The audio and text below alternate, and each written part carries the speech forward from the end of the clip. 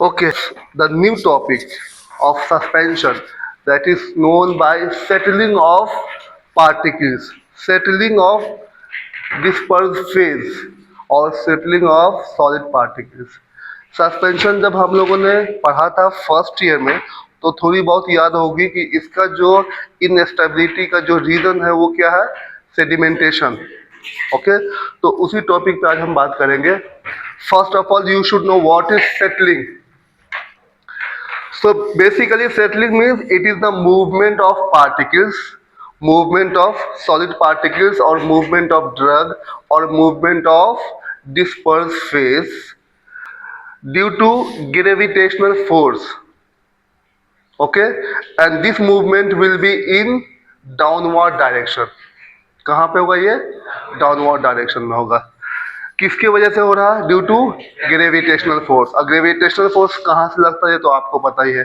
ठीक है, तो मूवमेंट ऑफ पार्टिकल्स और मूवमेंट ऑफ ड्रग और movement of disperse phase to the downward direction due to gravitational force और due to gravity is known as settling और sedimentation. Okay, sedimentation means movement due to gravitational force towards downward direction. Okay, and basically we know in case of suspension the size of particle is larger as compared to colloidal particles. Colloidal particles के compare में इसकी जो size range होती है वो कितनी होती है? ज्यादा होती है. आप लोगों ने पढ़ा था स्टार्टिंग में मॉलिक्यूलर डिस्पर्जन, कोलोइडल डिस्पर्जन और कोर्स डिस्पर्जन. तो जो सस्पेंशन है वो किस कैटेगरी में आते हैं? कोर्स डिस्पर्जन में, जिसकी size greater than 0.5 micron, micrometre. Micron भी कह सकते हैं, माइक्रोन या micrometre both are same. Okay, और 1 micron is equal to 10 to the power -6 metre. Okay, so in case of coarse dispersion the size range is between 0.5 to 5 micron. Okay, so basically as we have discussed so many times, there is one type of movement in colloidal suspension, in colloidal particles as well as in coarse suspension, that is known by Brownian movement, and this Brownian movement is just because of a smaller particle size.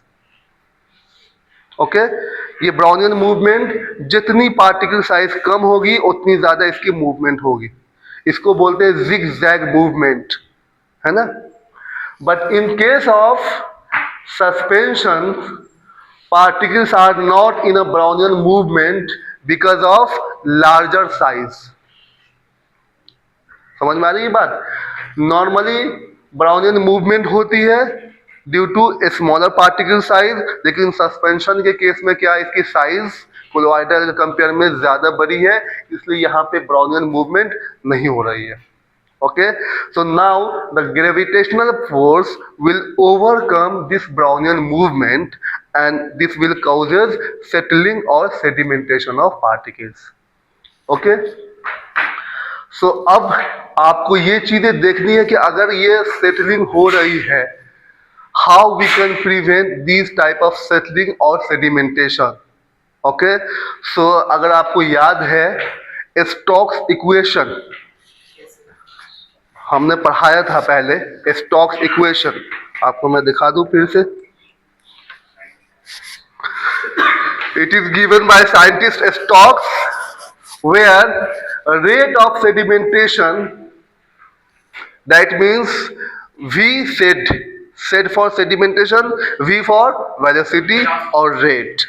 Rate of sedimentation is equal to d square in bracket rho s minus rho naught multiplied by g upon 18 eta, where d is the diameter of particle. अब इस किस particle की बात कर रहे हैं हम? Drug की बात कर रहे हैं. पार्टिकल मीन्स सॉलिड पार्टिकल या डिस्पर्स फेज, और जिसमें ये डिसॉल्व है उसको क्या बोलते हैं? Dispersion medium. ओके, तो जब भी पार्टिकल हो समझ लेना ये ड्रग की बात हो रही है, डिस्पर्स फेज की बात हो रही है, सॉलिड पार्टिकल की बात हो रही है. R is the radius of particle, V said sedimentation velocity, और वेलोसिटी को हम किस यूनिट में एक्सप्रेस करते हैं? सेंटीमीटर पर सेकंड, मीटर पर सेकंड, किलोमीटर पर सेकंड। ठीक है। डायमीटर को आप किस में मेजर करेंगे? Centimetre, millimetre, kilometre. Radius again centimetre, millimetre, metre. Rho is density of dispersed phase. That means density of solid. Right? Density of solid या dispersed phase या drug. और डेंसिटी का जो यूनिट होता है क्या होता है? ग्राम पर सेंटीमीटर क्यूब। अब ग्राम की जगह पर मिलीग्राम भी हो सकते हैं, माइक्रोग्राम भी हो सकते हैं। उसी तरह सेंटीमीटर क्यूब की जगह पर मीटर क्यूब भी हो सकते हैं, मिलीमीटर क्यूब भी हो सकते हैं। Okay. Similarly rho naught it represent density of dispersion medium, और इसमें जो सॉल्वेंट सिस्टम है उसी को बोलते हैं dispersion medium. Again unit is gram per centimetre cube. Okay. G for acceleration due to gravity, और ये एक्सेलरेशन किस में इंडिकेट करते हैं आप? मीटर पर सेकंड स्क्वायर। ओके। ईटा और eta dot, it is the viscosity of dispersion medium in poise and the unit is gram per centimetre per second. Okay, so now you have one equation that is called Stokes equation, where rate of sedimentation is directly proportional to diameter. Again it is the diameter directly proportional to density difference and inversely proportional to viscosity. तो आपके पास कितने parameters हैं इस equation से? You have 3 parameters, diameter, density difference and viscosity. ये acceleration due to gravity, ये तो constant है सभी के लिए। ठीक है। और इसी ग्रेविटेशनल फोर्स की वजह से सेडिमेंटेशन हो रहा है, ये तो पता ही है। जैसे अगर हम छत पर से कूदेंगे तो ऊपर नहीं जाएंगे, कहाँ आएंगे? नीचे आएंगे, ड्यू टू ग्रेविटेशनल फोर्स। जब आप इस वाले इक्वेशन को सॉल्व करने की कोशिश करेंगे तो as we know diameter is equal to 2 radius और 2 आर।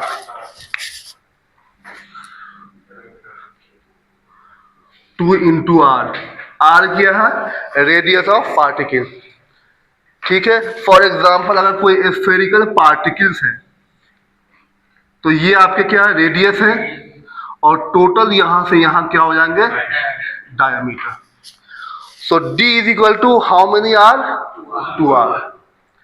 जब आप इसको सॉल्व करने की कोशिश करेंगे, we have D square in equation, D for diameter, और डायमीटर को हम अगर रिप्रेजेंट करेंगे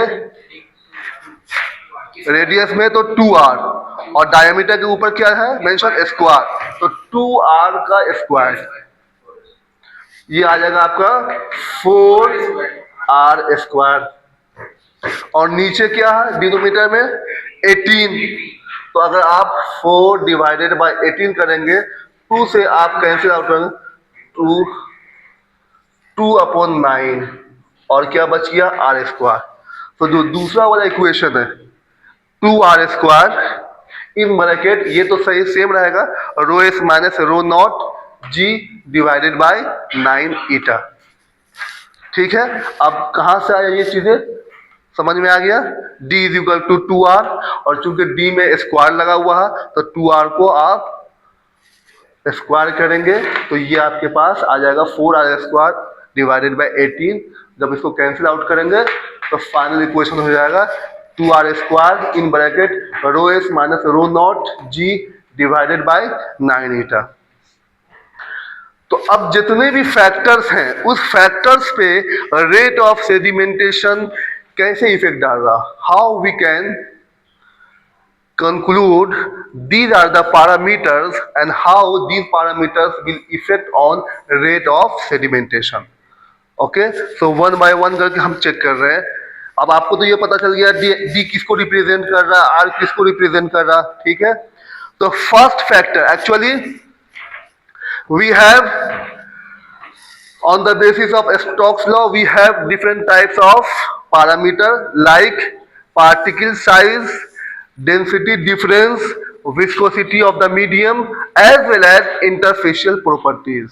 Okay, so first is particle size. Okay, and as you have seen, particle size is directly proportional. क्योंकि ये इक्वेशन में कहां पर है, ऊपर है. It is directly proportional. That means if you increase the particle size, rate of sedimentation automatically will increase, and if you reduce the particle size, it will decrease. Okay, so according to Stokes equation, settling velocity is directly proportional to a square of particle size. A square, ये चीजें ध्यान देखना है कि जो d है उसके ऊपर स्क्वायर लगा हुआ है. Okay, this means larger as well as denser particles settle faster due to gravitational force or greater gravitational force. A smaller particle may remain suspended for longer time due to Brownian motion. Okay, if the particle size is reduced to half of its original size, particle size आपने कितना reduce किया, half. Rate of sedimentation घटेंगे, कितने घटेंगे, 1/4. कैसे, half, square है ना. Diameter में क्या लगा हुआ, स्क्वायर लगा हुआ. आर में क्या लगा हुआ है, स्क्वायर. तो अगर आपने हाफ से पार्टिकल साइज को रिड्यूस किया है तो रेट ऑफ सेडिमेंटेशन 1/4 से घट जाएगा. यही चीजें मेंशन है. If the particle size is reduce to half of its original size, rate of sedimentation decreases by factor 4. ये चीजें ध्यान रखना, क्वेश्चन आ सकते हैं इस तरह के. एमसीक्यू में क्वेश्चन ये आ सकते हैं, इस वाले मिड सेम में नहीं, नेक्स्ट मिड सेम में या एंड सेम में. सेकंड क्वेश्चन है, अगर आपने particle size, first particle size है R1, वो है R, आपने इसको रिड्यूस कर दिया R/2 से. ओरिजिनल क्या थी, R, और आपने इसको क्या कर दिया, हाफ, R/2. तो रेट ऑफ सेडिमेंटेशन इक्वेशन में है R² rho S minus rho naught जी अपॉन 9 ईटा. ठीक है, 2R²/9 है. अच्छा, ठीक है.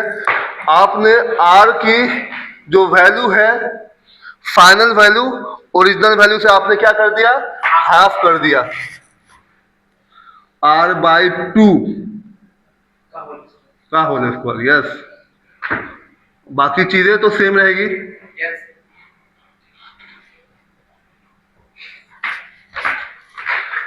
R/2 का होल स्क्वायर, जब इसको ओपन करेंगे तो R² डिवाइडेड बाय 4.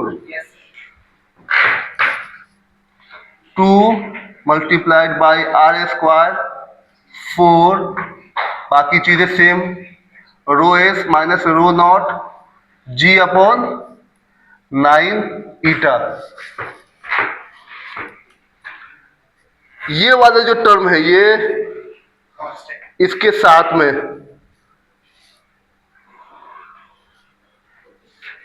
सेम है, rho S minus rho naught ji upon 9 eta multiplied by 2 same है.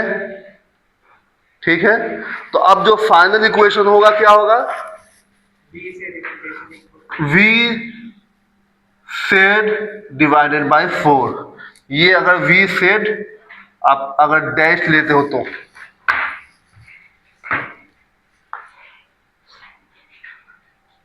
आ रही बात समझ में, कैसे आई ये.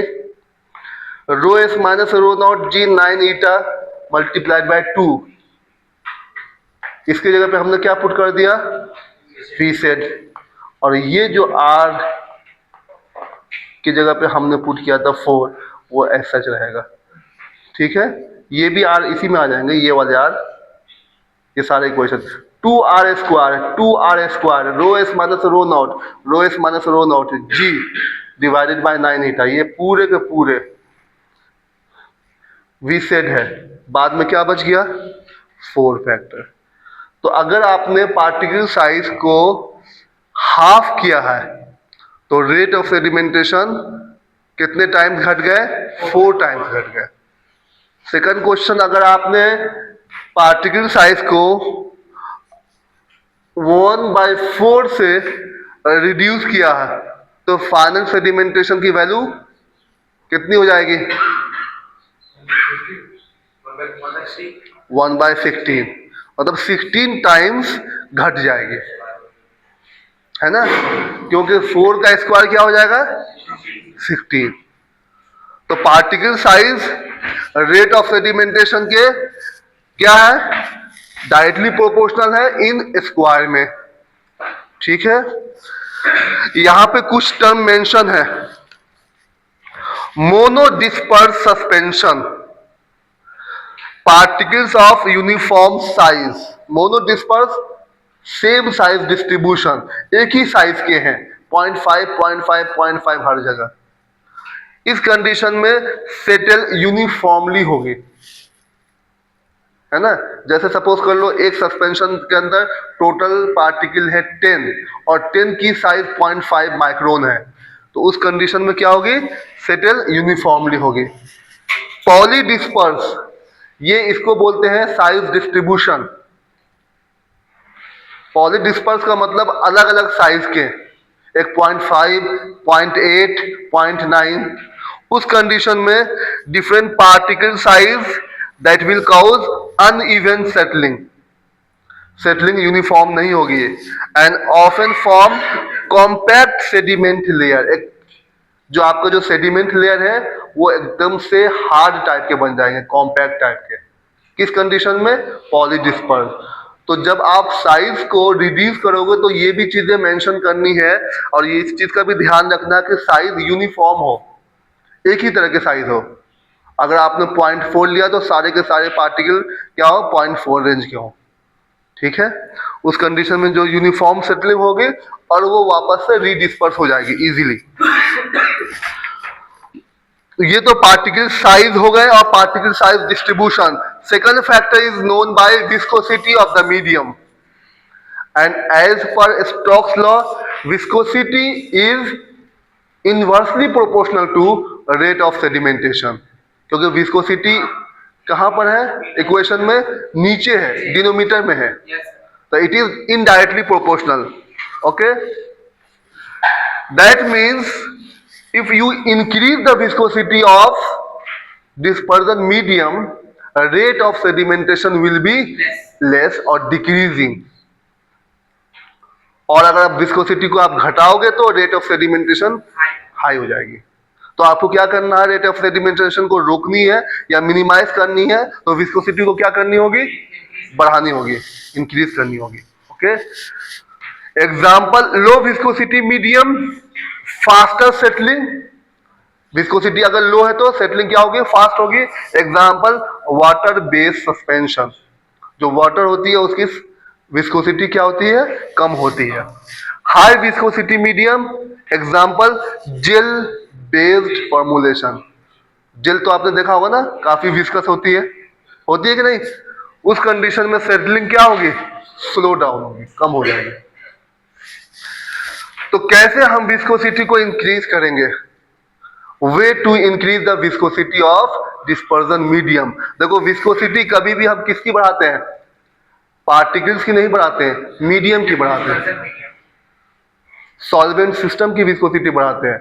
विस्कोसिटी जब भी आए तो ये बात हो रही है viscosity of dispersion medium, viscosity of solvent system. Viscosity कभी भी पार्टिकल्स की या ड्रग की या डिस्पर्स फेस की नहीं होती है, ठीक है, डेंसिटी दोनों की होती है। So first, addition of viscosity enhancer, नाम ही है ना विस्कोसिटी इनहांसर, इसका क्या काम है, विस्कोसिटी को इनहांस करना। इसका दूसरा नाम है थिकनर, ठीक कर देना।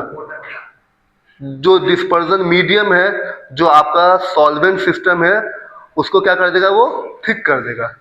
तो या तो विस्कोसिटी इनहांसर बोलो या थिकनर बोलो या थिकनिंग एजेंट।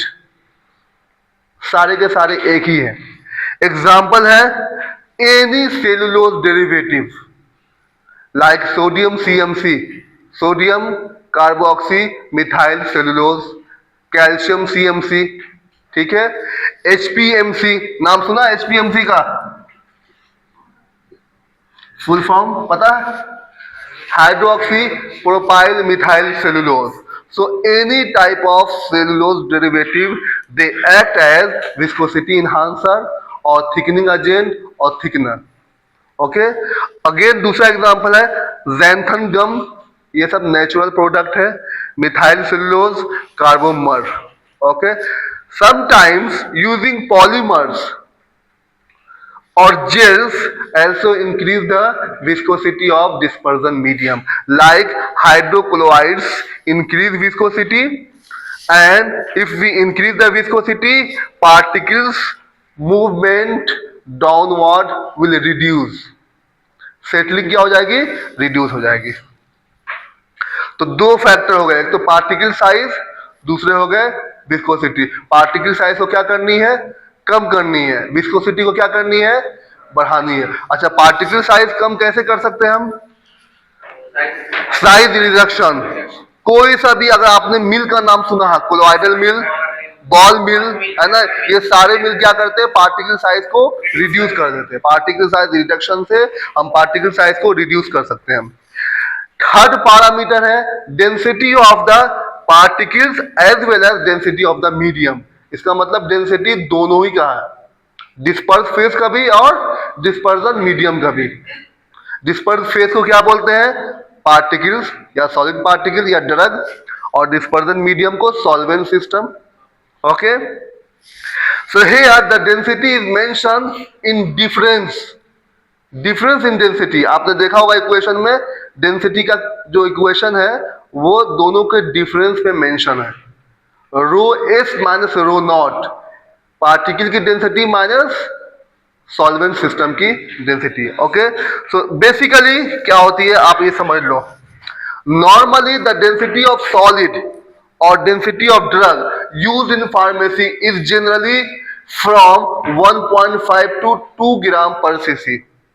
ये नॉर्मल वैल्यू होती है। जो भी ड्रग हम फार्मेसी में यूज करते हैं उसकी डेंसिटी होती है 1.5 to 2 gram. And according to law the density of medium is equal to density of solid, the rate of settling will be 0। अगर अकॉर्डिंग टू लॉ अगर हम चलेंगे तो दोनों की डेंसिटी अगर बराबर कर दिया, डिफरेंस क्या हो जाएगी? 0। Rho S minus rho not है, दोनों की डेंसिटी अगर बराबर हो गई तो दोनों के डिफरेंस क्या हो जाएंगे? 0 हो जाएंगे। और जब 0 हो जाएंगे तो रेट ऑफ सेटलिंग क्या हो जाएगी? 0 हो जाएगी एज पर लॉ। ठीक है, और फार्मेसी में जो भी ड्रग यूज करते हैं उसकी डेंसिटी कितनी है? 1.5 to 2 gram. Now density of dispersion medium is about 1 gram per CC. हाँ, ठीक है, तो आप देखो दोनों में डिफरेंस है। 1.5 भी अगर कंसीडर करते हो, ये 1 करते हो तो 0.5 वैल्यू आएगी, और अगर 2 कंसीडर करते हो, ये 1 कंसीडर करते हो तो वैल्यू कितनी आएगी? 1। तो कुछ ना कुछ वैल्यू आ रही है। तो आप रेट ऑफ सेडिमेंटेशन को 0 नहीं कर सकते हैं, क्योंकि जो भी आप फार्मेसी में ड्रग यूज कर रहे हो उसकी डेंसिटी इतनी है।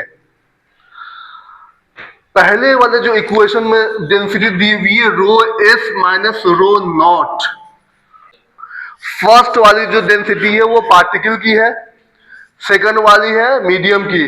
पार्टिकल की डेंसिटी नॉर्मली फार्मेसी में 1.5 to 2 होती है और इसकी डेंसिटी है 1, यानी ये कम है और ये ज्यादा है। आपको दोनों के डिफरेंस को मिनिमाइज करनी है या 0 करनी है, कोशिश करनी है 0 करने की। तो इसकी डेंसिटी को आपको बढ़ानी होगी। किसकी है ये डेंसिटी? मीडियम की। Okay, so now you need to increase the density of medium so that the difference in density will be minimum। आ गई बात समझ में? आपको डेंसिटी किसको बढ़ानी है? मीडियम की, ताकि दोनों को जो डिफरेंस है वो मिनिमम हो जाए। अब हम बढ़ाने के लिए उसमें कुछ ना कुछ एजेंट यूज करते हैं। फर्स्ट है एडिशन ऑफ सुक्रोज या डेक्सट्रोज या sorbitol to water based suspension sometimes by the addition of PVP, that is polyvinyl pyrrolidone, again PEG polyethylene glycol, ये सब लैब में है, आप लोगों ने अगर परफॉर्म किया होगा तो ये सारी चीजें दिखा होगा।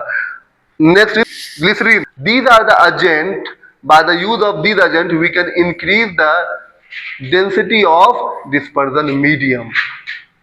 जब डेंसिटी ऑफ डिस्पर्जन मीडियम बढ़ जाएगी, दोनों की डिफरेंस क्या हो जाएगी, मिनिमम हो जाएगी।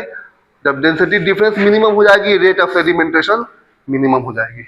Okay, again sometimes using hydrophilic polymer, again these increase the density of dispersion medium so that we can reduce the difference between these two densities and we can prevent the rate of sedimentation। Okay, now on the basis of density, suppose if the density of particle is greater than density of dispersion medium, in this condition particle will sink। आ रही बात समझ में? अगर density particle की या drug की ज्यादा है मीडियम से, उस कंडीशन में पार्टिकल क्या होंगे, सिंक मतलब नीचे जाएंगे, डूब जाएंगे। If the density of both are equivalent, no settling और settling is minimum, and if the density of particle is smaller than density of medium, in this condition particles float instead of settling। तो ये तीन condition है। जैसे आपके साथ भी होता है, अगर आप पानी में जाओगे आपकी डेंसिटी ज्यादा है और अगर आपको तैरना नहीं आता है तो आप भी सिंक कर जाएंगे। लकड़ी को अगर आप छोड़ दो पानी के ऊपर, उसकी डेंसिटी कम है तो वो क्या करेंगे, ऊपर फ्लोट करेंगे। ओके, द लास्ट पैरामीटर जो इक्वेशन में मेंशन नहीं है लेकिन हम लोगों ने पढ़ते हुए आए, कोलोइड्स में भी पढ़ा है, सस्पेंशन में भी, zeta potential. Okay, basically it is the indication of stability and as I said many times, normal value is 20 to 30 millivolt, plus minus कुछ भी हो सकते हैं। प्लस माइनस ये किस चीज का इंडिकेशन है कि सरफेस पर कौन सा चार्ज है। अगर सरफेस पे पॉजिटिव चार्ज है तो जीटा पोटेंशियल की वैल्यू पॉजिटिव होगी, सरफेस पे निगेटिव है तो जीटा पोटेंशियल की वैल्यू निगेटिव होगी। ठीक है, तो चार्ज पे नहीं जाना है, हमें वैल्यू पे जानी है। Plus minus 20 to 30 millivolt, ये क्या है, नॉर्मल वैल्यू है जीटा पोटेंशियल की। तो अगर जीटा पोटेंशियल की वैल्यू ज्यादा है, if the particles have greater zeta potential, that means more than 30 millivolt, they repel each other and remain dispersed। If the value of zeta potential is less, that means less than 10 millivolt, it will cause flocculation or aggregation and it will help in settling। ठीक है, and also one more factor, that is temperature। Temperature बढ़ाने से viscosity क्या होगी, decrease होगी, और जब viscosity घटेगी तो रेट ऑफ सेडिमेंटेशन इंक्रीज कर जाएगी। तो इनडायरेक्टली है ना कहीं टेम्परेचर भी एक फैक्टर। तो increasing temperature decrease viscosity and they will allow particles to settle faster. इतने सारे फैक्टर्स हैं रेट ऑफ सेटलिंग या रेट ऑफ सेडिमेंटेशन। किसी को कोई डाउट है यहां तक, कुछ पूछना है? जीटा पोटेंशियल हम लोगों ने कई बार पढ़ा, कोलोइड्स में भी पढ़ा, सस्पेंशन में भी पढ़ा। जीटा पोटेंशियल एक्चुअली स्टेबिलिटी को इंडिकेट करता है। अगर जीटा पोटेंशियल की वैल्यू ज्यादा है, रिपल्शन ज्यादा हो रही है, पार्टिकल्स दूर रहेंगे आपस से, जब दूर रहेंगे तो एग्रीगेशन नहीं होगा, फ्लोकुलेशन नहीं बनेगा। ठीक है, इसकी वैल्यू जो होती है normal value 20 to 30 millivolt, plus minus कुछ भी हो सकती है। प्लस माइनस इंडिकेशन है कि सरफेस पे कौन सी चार्ज है। ठीक है, हाई जीटा पोटेंशियल, रिपेल ज्यादा होगी, रिपेल ज्यादा होगी तो पार्टिकल्स फॉर्मुलेट नहीं करेगा, फ्लोकुलेशन नहीं बनेगा। पार्टिकल्स अगर जीटा पोटेंशियल कम हो गई, इसका मतलब रिपेल कम हो गए, पार्टिकल्स क्लोज आ जाएंगे, आपस में क्या करेंगे, एग्रीगेट बना देंगे, फ्लोकुलेशन हो जाएगी, रेट ऑफ सेडिमेंटेशन बढ़ जाएगी। Okay, now we have two sedimentation parameters जो हम लोगों ने फर्स्ट ईयर में भी पढ़ा हुआ, बस एक बार मैं रिवाइज करा दूं इन शॉर्ट में। First parameter is sedimentation volume और height for flocculated suspension. First parameter is sedimentation volume. Sedimentation volume, it is the ratio of ultimate volume to the original volume of sediment. अब आप समझ लो, आपने 1 litre suspension बनाया, बना करके आप उसकी वॉल्यूम चेक करोगे तो आप उसको कहाँ डालोगे, मेजरिंग सिलेंडर में। मेजरिंग सिलेंडर में डालने के बाद आपने वॉल्यूम चेक किया, that is called initial volume, ठीक है, या ओरिजिनल वॉल्यूम। मतलब आपने जैसे ही बनाया आपने वॉल्यूम मेजर किया स्टार्टिंग में ही, ओरिजिनल वॉल्यूम या इनिशियल वॉल्यूम। अब आपने उस सस्पेंशन को कुछ टाइम के लिए छोड़ दिया, हो सकता है 1 हफ्ते के लिए या 1 महीने के लिए या 6 महीने के लिए आपने छोड़ दिया। 6 महीने के बाद आपने वापस से वॉल्यूम मेजर किया, ठीक है। जब वॉल्यूम मेजर किया, हो सकता है कि वो वॉल्यूम पहले के कंपेयर में थोड़ा कम हो जाए, नॉर्मली ये होती है। हो सकता है कि बराबर ही रहे या हो सकता है कि थोड़ा बढ़ भी जाए, रीजन है, ठीक है, नॉर्मली कम हो जाती है। तो जो भी वॉल्यूम आएगी वो आपको बोलेंगे फाइनल वॉल्यूम या अल्टीमेट वॉल्यूम। स्टार्टिंग में जो आपने मेजर किया उसको बोलेंगे इनिशियल या ओरिजिनल, फाइनल को बोलेंगे फाइनल या अल्टीमेट। तो sedimentation volume it is the ratio of ultimate, that means final, divided by original, that means initial volume. और इसको रिप्रेजेंट करते हैं F V U, volume of ultimate, V O original volume, ठीक है। Where V U represent final volume और ultimate volume of sediment and V O represent original volume और initial volume of sediment before settling. लिखा हुआ भी है, settling से पहले, जैसे आपने बनाया उस टाइम सेटलिंग स्टार्ट नहीं हुआ, उस टाइम जो आपने मेजर किया है that is called initial volume और original volume. Now you have 3 situation. First situation when f is smaller than 1, जो नॉर्मली यही होते हैं सस्पेंशन के केस में। आपने बनाया, 1 लीटर मेजर किया, कुछ टाइम के लिए छोड़ दिया, छोड़ने के बाद जब वो टाइम पूरा हो गया आपने मेजर किया, वॉल्यूम थोड़ी सी कम हो गई, क्योंकि अल्टीमेट या फाइनल वॉल्यूम ऊपर है और ओरिजिनल वॉल्यूम नीचे है। एफ की वैल्यू मोस्टली लेस देन 1 होती है, क्योंकि जो फाइनल वॉल्यूम है वो क्या हो गए, थोड़ी सी कम हो गए। इस कंडीशन क्या है, जब final volume is smaller than original volume और initial volume. Second condition when f is equal to 1, that is called ideal suspension. Ideal means कोई सेडिमेंटेशन हुआ ही नहीं उसमें, there is no sedimentation, that is why it is called ideal suspension. That means initial volume is equal to final volume. F is equal to 1. And third, when F is greater than 1, that means final volume is greater than initial volume or original volume.